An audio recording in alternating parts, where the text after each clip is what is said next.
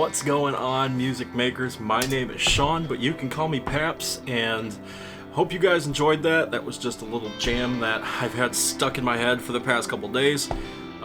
Figured I'd just lay it down here, which actually reminds me, I want to take you guys through my pre-production process. Pre-production is a super important part of the entire production process because that's where all of the ideas begin to formulate.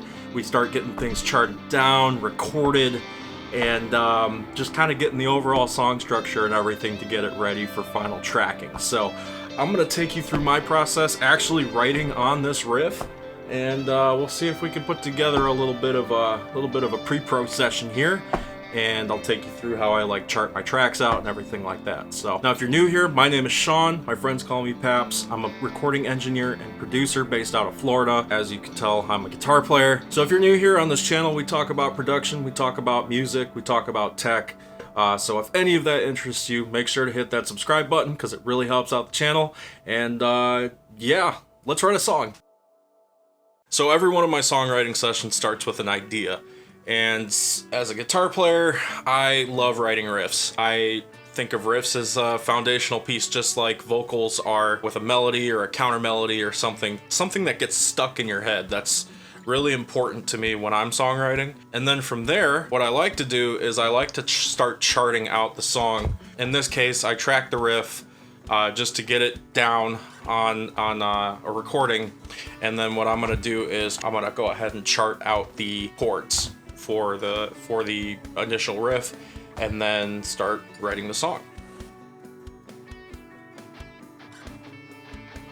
Alright, so as you can see here, this really is nothing special. I take a sketch notebook here and just open it up, and I start charting out the chords, and I do use the Nashville chord system. There's tons of tutorials on YouTube on how to do it. I find this is the best way, so that way I don't have to transpose anything. Now, if I'm doing like a metal song or a hardcore song or something like that, I'll typically use tabs just because those riffs are a little more intricate. When I'm tracking out chord progressions for country, rock, things like that, I use the Nashville chord system. So in this case, this is a 1-2-4-1 that I'm using. Alright, so now that we got the chord structure figured out, I'm gonna go ahead and jump into Logic Pro here, and we're gonna start mapping out the beginning of this song.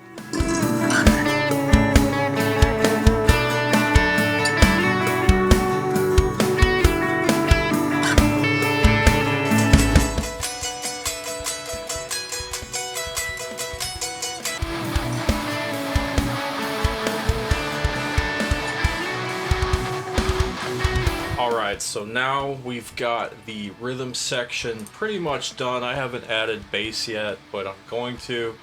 And then I also added in this cool little like sky high lead, like it's got a lot of delay on it and it just sounds really cool. So yeah, we added that, and now I'm just going to play a little bit of lead over that, then we'll go into the DAW and I will show you the project.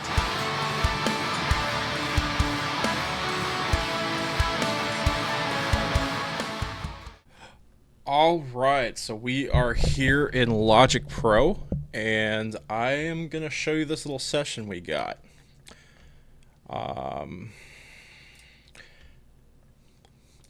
so I have not put markers in here yet. Typically that is something I do on a full song, but since we're just doing a quick little riff here, I just did not put them in. So what we did is I've got some drums, some MIDI drums up here. I recorded a guitar lead. They got this high strum guitar, and then we've got the rhythms. So typically with like a rock song or alternative song, which this kind of has that vibe, I like to double track my rhythms. So you can hear them here. We'll go ahead and play this.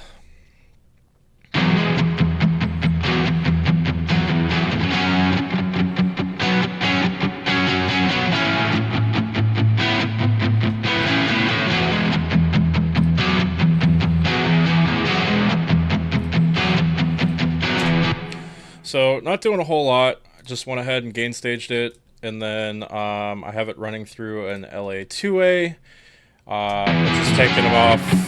which is taking off about 1 dB. I did roll off some of the high-end fizz, and I could probably actually bring off a little bit more, and then made some room for the bass guitar, which I haven't tracked yet.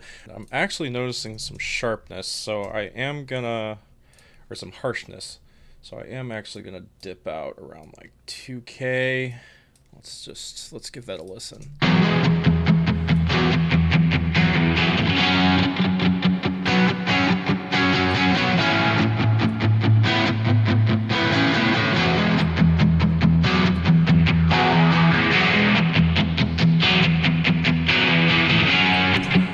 Right there, about 2.5K is pretty harsh, so I'm going to drop that down.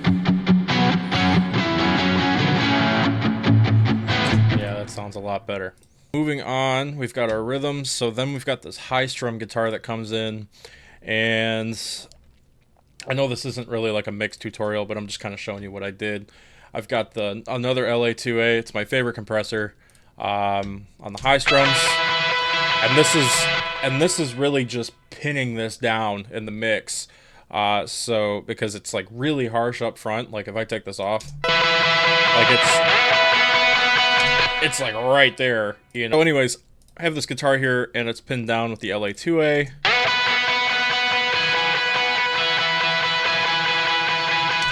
And so I'm bringing that down, like it's getting hit -7 dB. Got a little bit of EQ on it just to tame the harshness.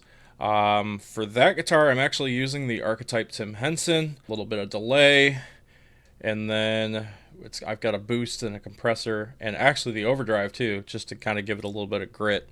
And I believe that was on the bridge pickup of the Telly. So, and then finally we've got this lead guitar here. I used the Universal Audio Dream 65, which is like a Fender Deluxe Reverb, and then that sounds real nice.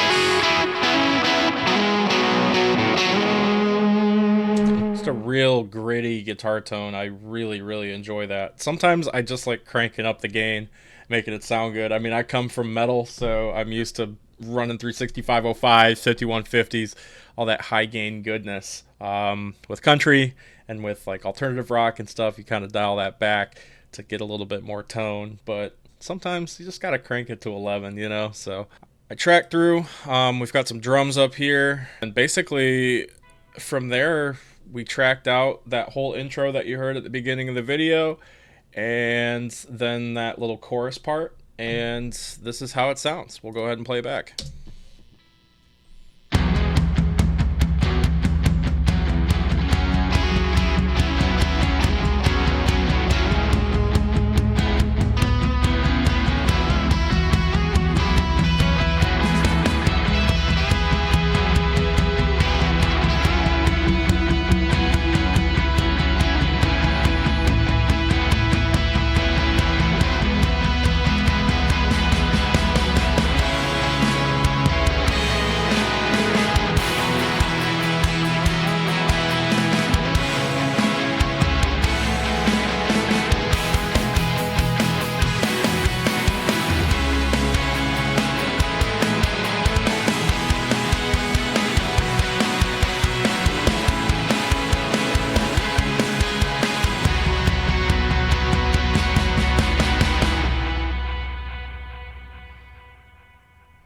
So there you have it. That is my pre-production process. It's really not rocket science. Every time I press record, people decide to text me. Yeah, so that's my pre-production process. It's really not rocket science. I try to keep it simple because I don't like left brain interfering with right brain, if you know what I'm talking about, which can happen when you're working in front of a computer all the time. Anyways, I hope you liked this video. I hope you got something out of it that you can bring back to your band or your studio. As always, if you like this video, make sure to give it a thumbs up, hit that subscribe button, and I'll catch you guys in the next one. Have a great day. I'll talk to you later. Peace.